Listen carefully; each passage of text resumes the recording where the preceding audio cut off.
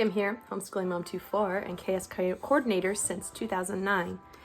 John here, we had a little bit of a disagreement, and a good lesson in life that you win some and you lose some. So today he was watching some beep beeps after a nap. He kept touching the screen, so I had to turn it off. So we're all done with beep beeps now. He's a little upset. Yeah, beep beeps, we're a little upset. But I also tried to potty train him a couple days ago, and he's got a bladder of steel. 5th kid I've potty trained. One of them, I do have 4 kids. He's the 5th I've potty trained. And he can just hold it forever. So I gave up after 2 days. We'll try again after he turns 2.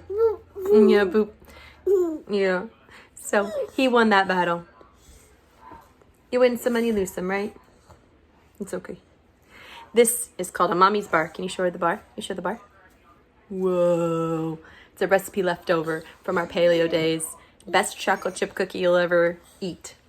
And no sugar rush because it's made with coconut sugar. They're expensive, but they're yummy. And they are very popular around here. Anyway, remember it's okay to make mistakes. The important thing is to learn from them. Say bye. Bye.